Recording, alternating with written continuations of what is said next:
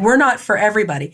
We are for somebody who is basically looking for guidance along the way of building their website. So we're not copywriters, right? You have two options. We're not going to copyright for you. You can copyright, or we can recommend somebody to work with. We have a recommended list of people, but we're not going to write it for you. Some people are full service agencies. We do the part that we do really well. So when I say 8 weeks, when you come to me, you're going to have your copy ready. Shannon Shaffer is the founder of Purple Finch Studios, a small agency she runs in Pennsylvania. And today, we're talking about the systems and automations she put in place to make her and her team more efficient. But more than just her team benefits, her clients get much more delightful and clear onboarding processes, communication doesn't falter, and her projects get off to a great start. The systems she's put in place can help all of us get projects off to a great start and then keep them on track. This is a resource-rich episode, so make sure to visit the show notes over at howibuilt.it/155 to get all the great stuff Shannon is going to tell us about. Before we get started, I want to tell you about my online membership and community creator courses. So I know that when you want to learn something new, the natural thing you probably do is go to Google or YouTube. I do the same thing. And that's really great for one-off projects. I used a YouTube video to learn how to change a light switch in my house. But I am not a big fan of YouTube for learning new skills, right? Because there are lots of videos on every topic. But which one is best and who do you trust? What order do you even watch the videos in, and will you get the support you need? These are all things that YouTube or other potentially free videos can't do for you. So I started creator courses a few years ago with the idea of just putting online courses out there, and I decided to morph it into a membership last year. So stop wasting your time hunting and pecking for the right learning resources and tools.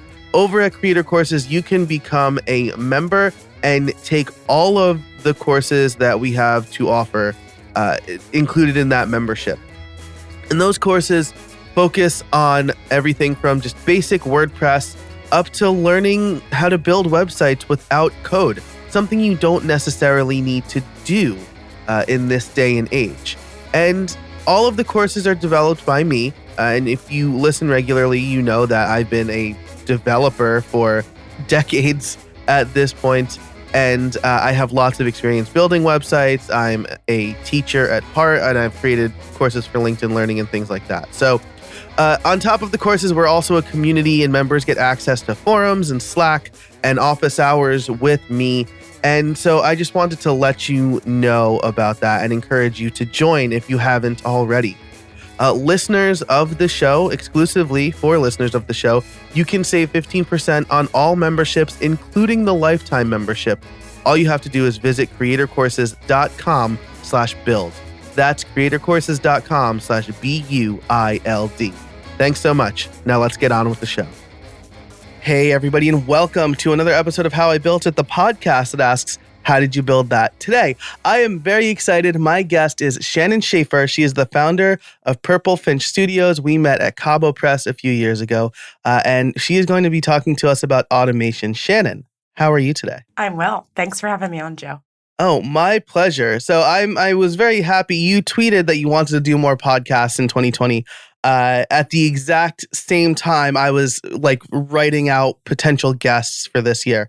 So it was very serendipitous that you tweeted at that time. So I'm really excited to have you on the show. Why don't we start with who you are and what you do? So my name is Shannon Shaffer, and I run a small agency outside of Philadelphia called Purple Finch Studios. I'm a former blogger turned agency owner. Back in 2006, I started a blog and started writing using WordPress and took an 8-year journey blogging and growing a blog network, and then sold that. When I was finished with that, I thought, there's a market here to help people, small business owners, get their websites online, blogging, and content marketing. So in 2014, I started doing that. Today, we are an agency of 10, and we serve mostly solo entrepreneurs and small businesses, actually worldwide. That's fantastic. So this is great. You are, I feel like, one of the few people I know personally who was able to make blogging like incredibly profitable, right? You created a blog network, you said, and sold it. Yes. So that's correct. So I was like an OG, right? So when I started, there literally was no Pinterest, no Twitter, so you said 2006, right? That's like WordPress was like 2 years old. It was like a baby, right? I originally started on Blogger and then moved over to WordPress, and so WordPress.com originally, and as things grew, I ventured out, hired a developer, and decided that I had to learn this if I was going to be in this space. My background originally is in finance and marketing, and so when I came into the online space, I knew absolutely nothing. I just knew that there was an opportunity there. So, wow, that's fantastic. So you blogged, you kind of learned the tools of the trade, and then when you sold your blog network, you're like, I could do this for other people. Is that about right? Yeah. Throughout my time being a blogger, you kind of have to learn WordPress, and you have to learn about servers. And to be honest, throughout those couple years, I ran into some unscrupulous developers who kind of took advantage of me, and decided that I had to learn it for myself and really, truly understand how things work. So I, in particular, know the pain points of a small business owner who maybe starts DIY and they grow faster than they ever imagined. And then they're like, what do I do next? And so my agency really specializes in partnering with people. So we don't just do a website and then walk away. We tend to work with people who their website's their baby, and it's important to them, and they don't want to let go of everything. So we really partner with them. And I think my unique experience of starting out online, not really knowing anything and learning, you don't want me to develop your website, but I can. If I have to. I'm like the worst. I write terrible code. I could do it, but I learned, so that I can. One of the things I did back in early 2016 was hire a full-time developer, because I knew that I needed somebody who knew more than I did. But I feel like it's really important as an agency owner to understand all the aspects of your business, but not necessarily have to do them. So I think I bring a unique perspective to the clients because I once was them. And I don't have a technical background. My MBA is in marketing and finance. So, it's just totally different. Yeah. So. Gotcha. That's super interesting, right? Because it's true that you can speak the language of your client, which I think is really important.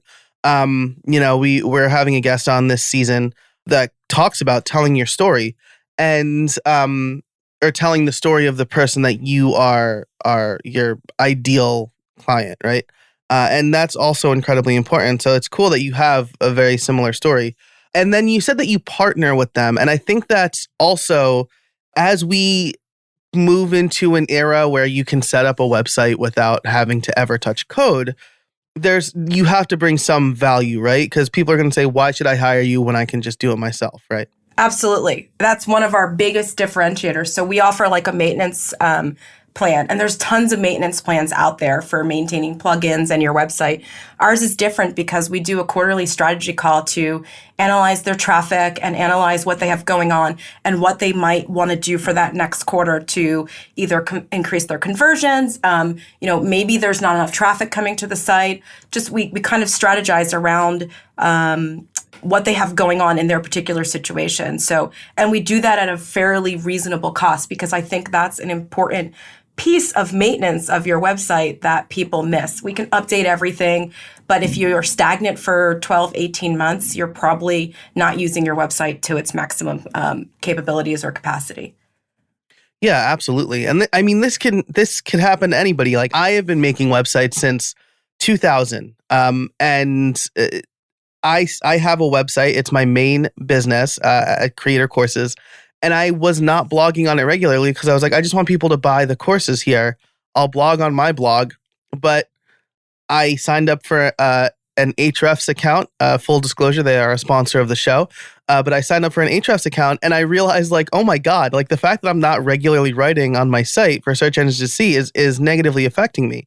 So I started blogging regularly and I have an actual strategy now to get more people into my funnel so that they'll buy my courses. So hiring the right person, having the right partner who understands your business and then can help you move forward is super important. Yeah, I definitely think that is a key, like you said, going forward. People are going to be able to put their own websites online. People are going to be able to, with all the builders that are expanding, Gutenberg, there's just so many opportunities for users to build their own websites. So I feel like that value add, and I feel like we've created a team that everybody has their unique. I'm not a designer by any stretch of the imagination, but I can work with a designer to make sure that it's not just pretty, it's conversion based. And the developer is not a designer, but he can make sure that behind the scenes, everything is solid. So I feel like we've found a little niche, and sometimes you've probably already heard this story about 3 years ago when I blew up my company. So I blew up my company 3 years ago, but it was the best thing. It was hard in the moment. I started over and it was hard in the moment, but it was the best thing because we've hyper-focused on what we do well and we maximize that has helped us, to segue into what we're going to talk about, hyper-focusing on what we do well and having key players has allowed us to maximize our profits with a much smaller team than traditionally needed when you're scaling an agency. Yeah. So actually, I think that's a great transition point, right? You said that you have 10, you're an agency of 10 people, right?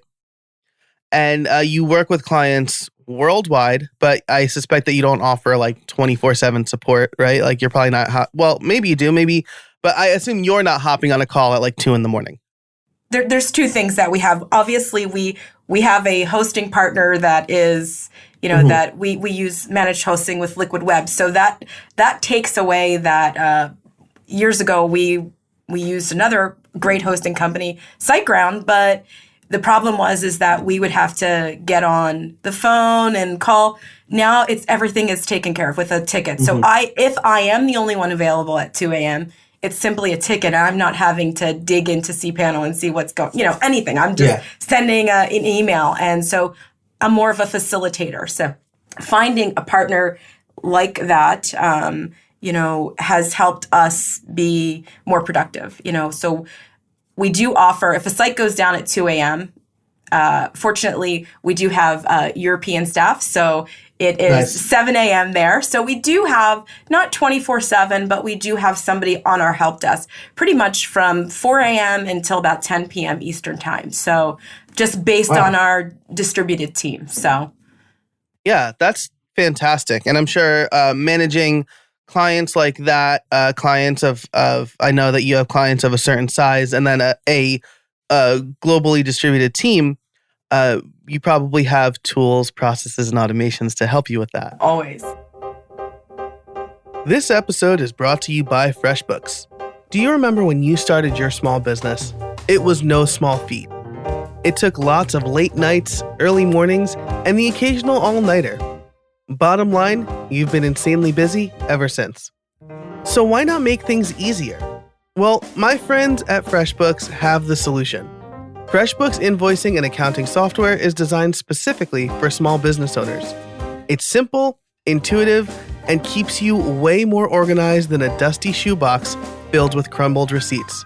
As a side note, I actually told my accountant the first time that I used the shoebox method, and his face turned white.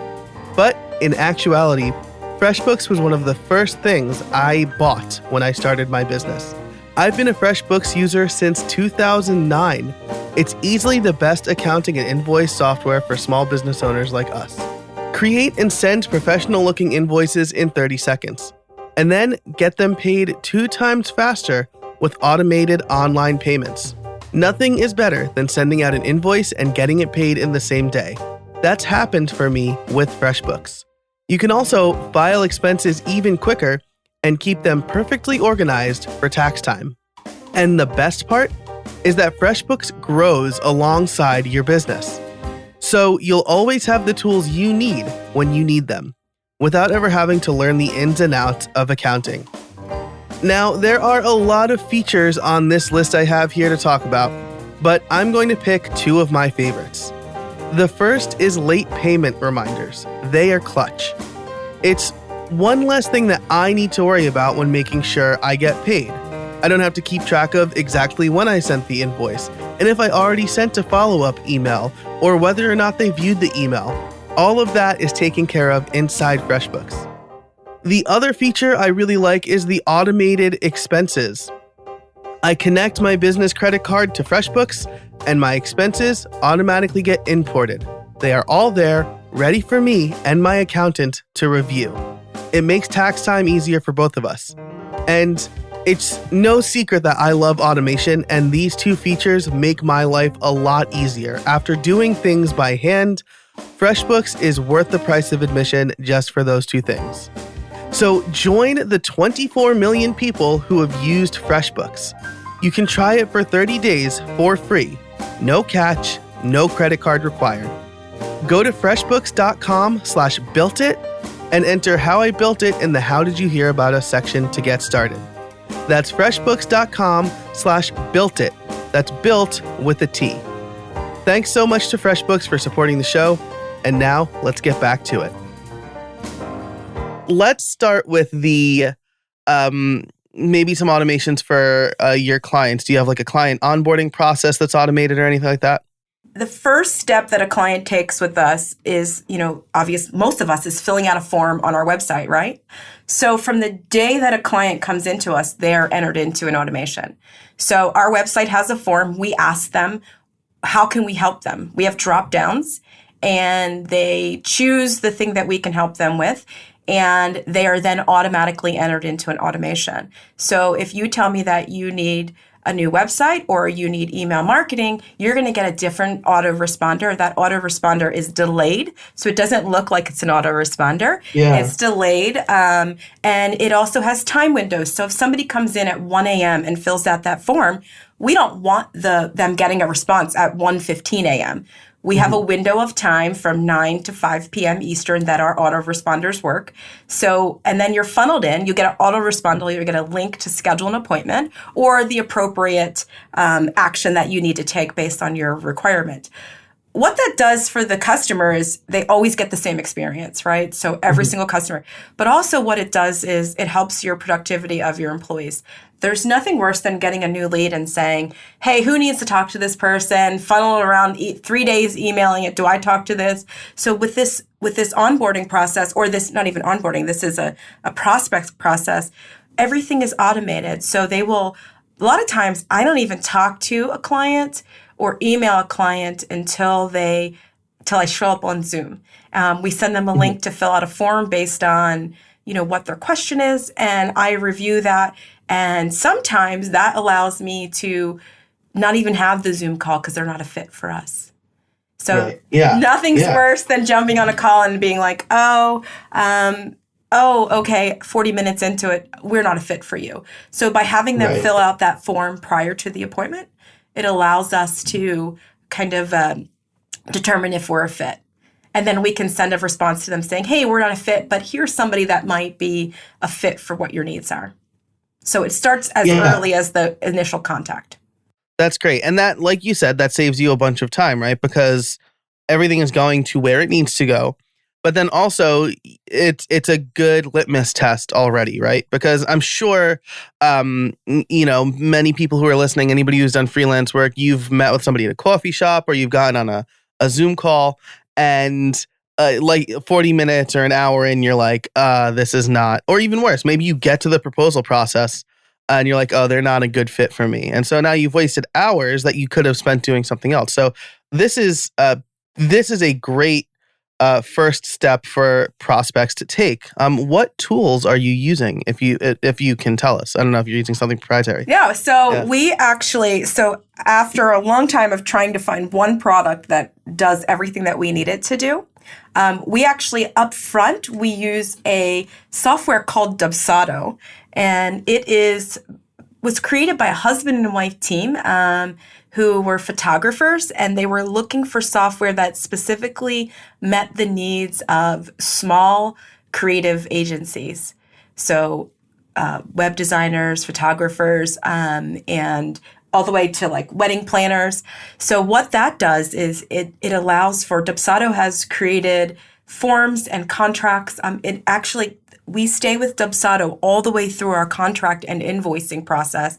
And then we use a Zap to send all that information over to ClickUp. I wanted to mention one other thing, Joe, about doing your automation and your onboarding of a new prospect this way. I'm not sure if you're familiar with progressive profiling for people. One thing is going to websites, like we used to have this really long form on our website to get somebody into our funnel, and people don't like to fill out forms.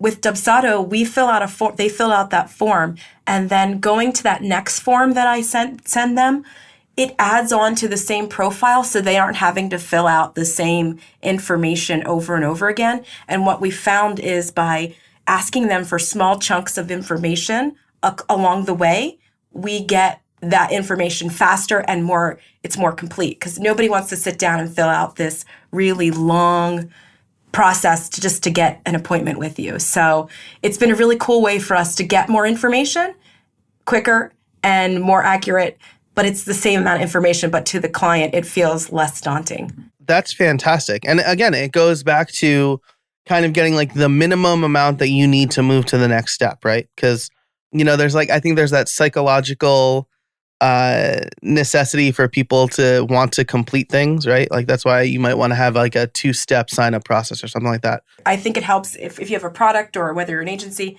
that 2-part sign-up allows you to get information faster. It sounds counterintuitive, like, we were going to ask them to do things twice, but it seems to work if we're just asking, and it makes them feel like you're engaged. Yeah, that's fantastic. And that's called progressive profiling. I will link more information to that and everything that we're talking about in the show notes over at howibuilt.it. So let's say your client has gone through this prospect process.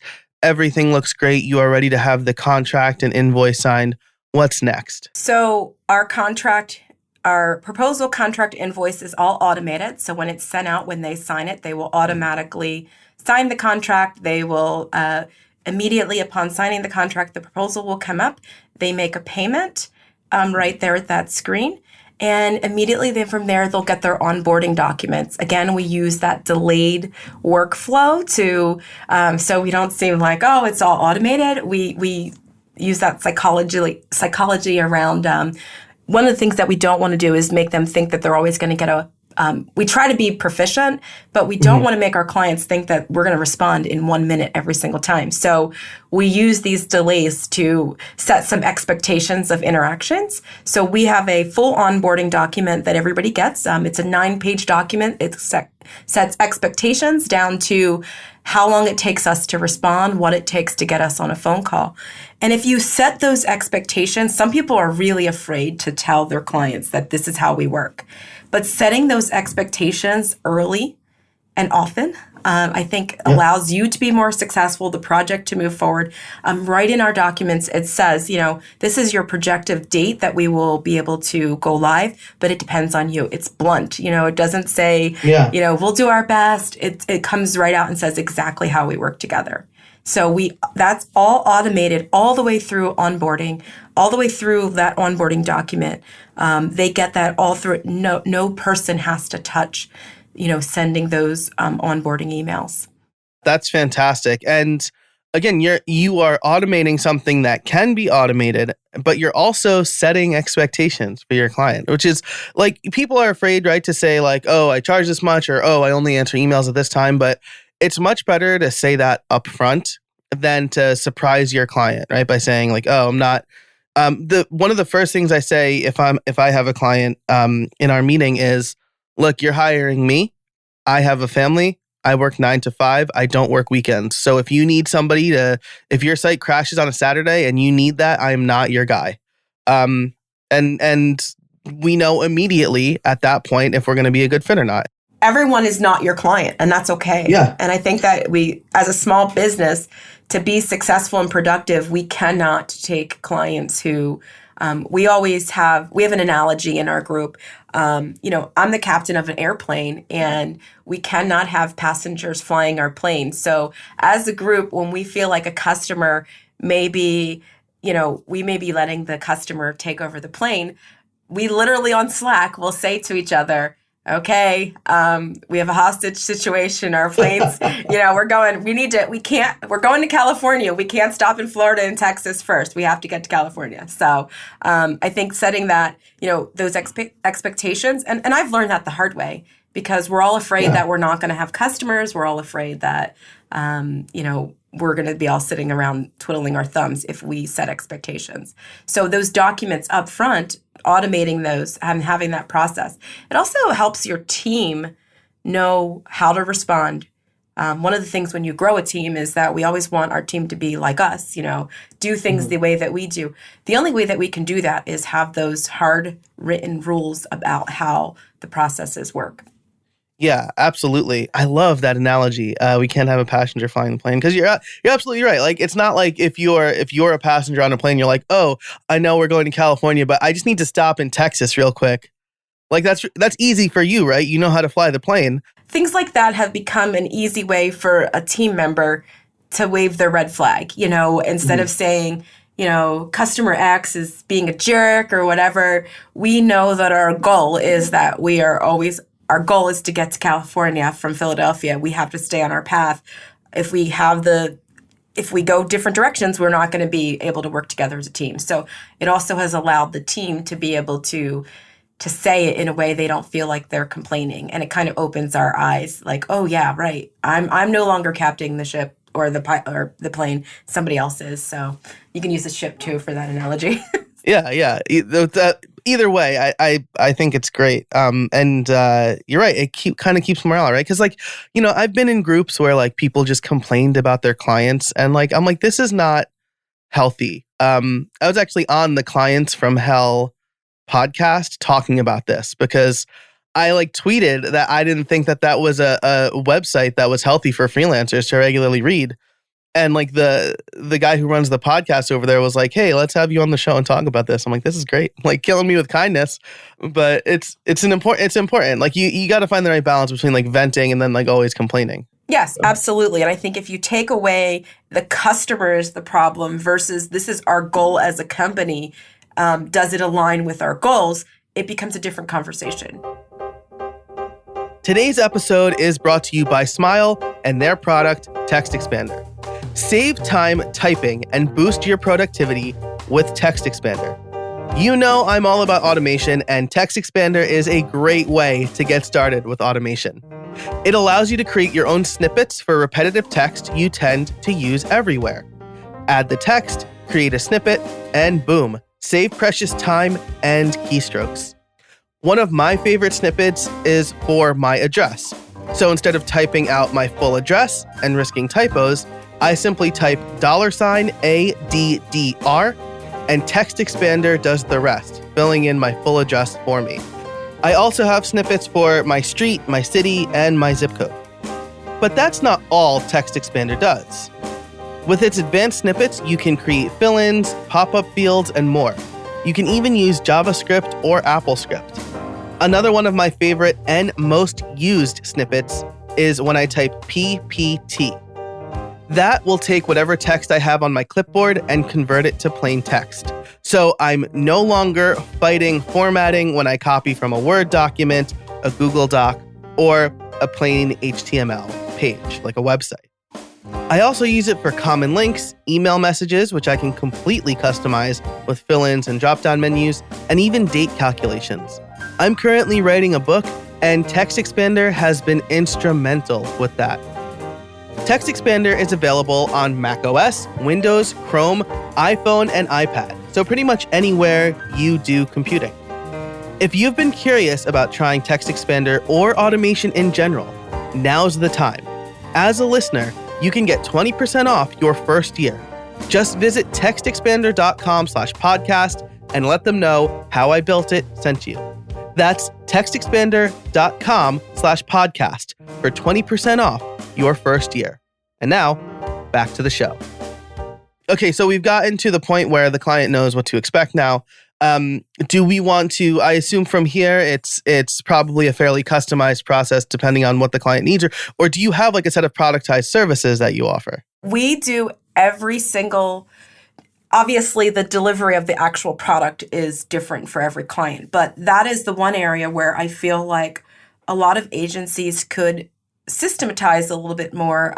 I feel like we do a more budget-minded website. You know, most of our websites are in the $5,000 to $8,000 range, where for a company that's inexpensive. So we have to have systems in place to allow us to move quickly through the process. So I met with a client and a partner, that a marketing partner, and for lunch last week, and they said, "Well, how soon do you think we can get this up and running?" And I answered, and the other agency answered at the same time. I said 8 weeks. They said 5 months.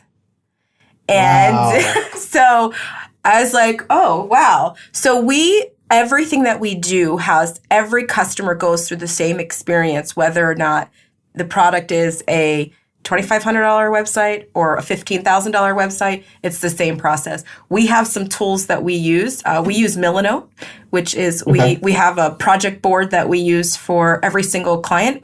We have a start here video where it's a video of us talking to them using Loom. So we every client starts there, and when they start, they get a checklist on Milanote that the team can work together. We have simplified. We've tried having portals. We've tried all these different things, and honestly, customers don't want to have to remember logins. They never upload things. So on our Milanote, and I'd be happy to share an example with you of all the things. It has everything that the client needs to work with us throughout the entire process. So while we do have some customization, the process is pretty much always the same of what they get. And they always get that within 5 days of signing the contract. That's fantastic. I'm like looking at Milanote right now and it looks amazing. It's awesome. Yeah. It's awesome. So Milanote, Loom, Google Drive is this part of our process. It's all, we use that exclusively as far as our internally. While we're doing this part, we're using ClickUp, which we've tried so many project management. We've jumped around. I'm sure all of us have. But for today, we're on ClickUp, and it integrates nicely with everything that we're doing. But we don't have our clients sign into that side of things. We just have them use Milanote. So that process kind of happens, and then we get to the point where they sign off and we're ready to go. And our entire go live process is also systematized. We have a checklist that we have different people that are assigned to that checklist, and it goes through, code review, all of the stuff, and then for go live. But every single customer goes through the same process, no matter how much you're spending with us. I think that's crucial because, again, it sets expectations more for the employees more than anything. It allows us to know that it goes through the same process every time. Then we have a great offboarding. Yeah. I mean, that's I think that's so important, right? You want to, we both know Brian Castle. He'll be on the show later this year. But one of the things he said is when you're doing, especially productized services, but, when you're doing work, you want it to be predictable. You want to be able to say, I'm going to do this in this amount of time. I suspect, one thing that I might worry about, right, is you said 8 weeks, the other agency said 5 months. Were you worried that the client was going to say, why is there such a difference? Like, why does it take them so much longer? Well, the funny thing is they were speaking for me. Because we're partners. They do like billboards and print media. So we partner together. They were speaking for me because it takes them 5 months when we're building. We do some white label work for them. Yeah. When they're doing a website, it takes them 5 months because they take forever with everything. Yeah. They don't. And we do talk to our clients that, again, we're not for everybody. We are for somebody who is basically looking for guidance along the way of building their website. So we're not copywriters, right? So we have two options. We're not going to copyright for you. You can copyright, or we can recommend somebody to work with. We have a recommended list of people, but we're not going to write it for you. We only offer the services that some people are full service agencies. We do the part that we do really well. So when I say 8 weeks, when you come to me, you're going to have your copy ready. We're not going to start that process while we can do everything, but it's 8 weeks from that day that you give us. So we're not going to start the process until you have those things ready. So it helps the client get their stuff in gear, you know what I mean? Yes. Because I think that's one of the big things. I learned the hard way that I would spend months waiting for content. I would spend months, and they're like, oh, can you design something so we can see it? Okay, so we do that, and then it sit for weeks. And so that is, we're fast build because we have all these things in place that you must have ready before you start. We're coming up on time. We didn't really touch on employee onboarding. I don't know if you have any quick tips for that or any automations. Yes, I do. Just use Gusto. Yeah, Gusto. Yeah, use Gusto. This is great. Another full disclosure: Gusto is a former. Oh, really? Sponsor. No idea. Yeah. So this is great. They sponsored at the end of season 7. So definitely check them out. I'm sure you can find a link somewhere on how I built it. But just use Gusto. I love that. It really has changed everything. So yeah. As we end here, I want to ask you for a piece of advice and then a trade secret, as I often do. What's maybe like one or two things that somebody, if a freelancer or a small business owner who's not automating anything right now, what do you recommend they start with first? So, Joe, I think the thing that you should consider automating or processizing is the thing that you spend the most time doing. So if you spend a lot of time in your business onboarding clients and you find yourself sending emails back and forth, start with your onboarding process. If you find it's the offboarding process that it takes you 4 months to get a client out of your system because they keep asking questions, you know that you need to provide better offboarding documents. So I don't think there's one answer. I think it's, you have to look at your individual situation, but it's the thing that you do over and over again. And the other thing is the thing that you get the most questions about. If your client's not clear, you're not doing a good job with that process. So sit back, write that process out, come up with some ways that you could automate. Zaps are your friend. Use those all day. And if you're bringing on employees, look at your employees and the questions that they ask over and over again, and start there. Awesome. I love that. So start with what you do the most, sit back and write the process out. I think this was really important. In summer of 2018, I started automating, especially a lot of the podcasting stuff that I do. I realized that I was manually doing things that robots could do. So I wrote out my whole guest onboarding process, and now Zapier and Calendly basically take care of that whole thing for me.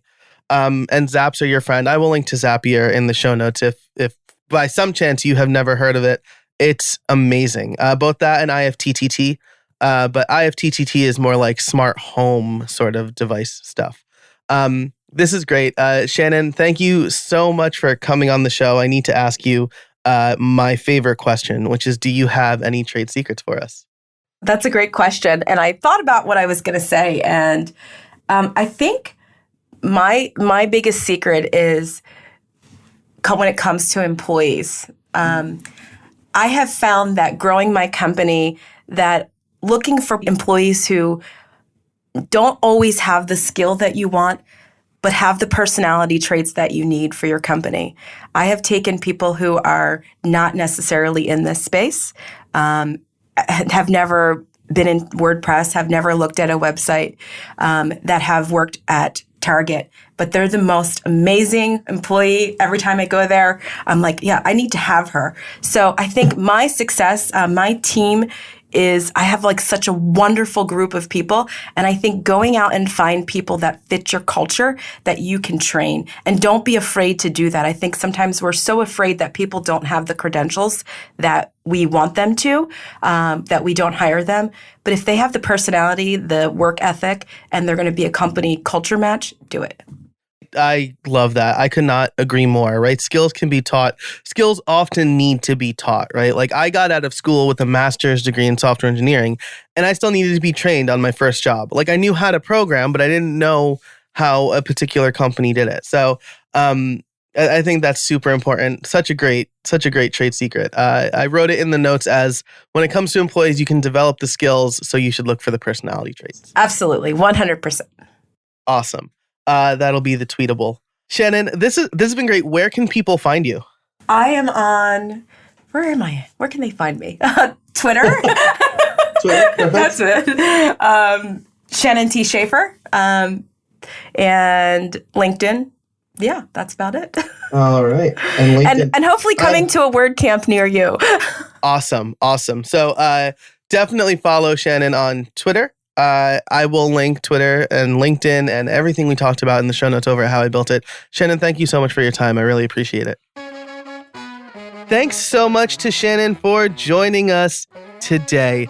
I thought this was a great episode. I love her story, and I love all of the tools that she told us about. I definitely am going to check out Dubsado for sure.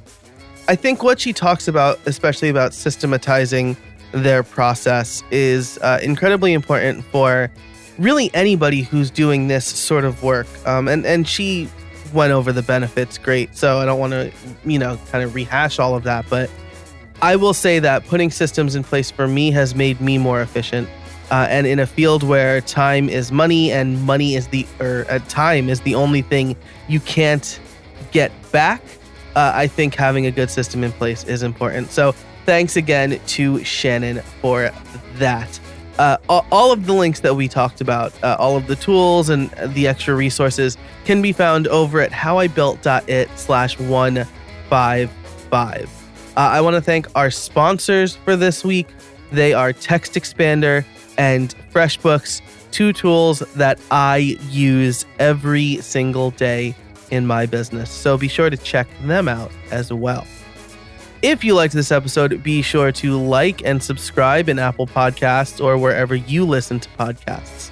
If you want to learn more about my online courses over at creatorcourses.com, you can get a free PDF that tells you 5 tools to help you build websites faster, talking about efficient processes and tools. You can find those again over at the show notes, howibuilt.it/155. Thank you so much for listening and spending part of your day with us over here at How I Built It. And until next time, get out there and build something.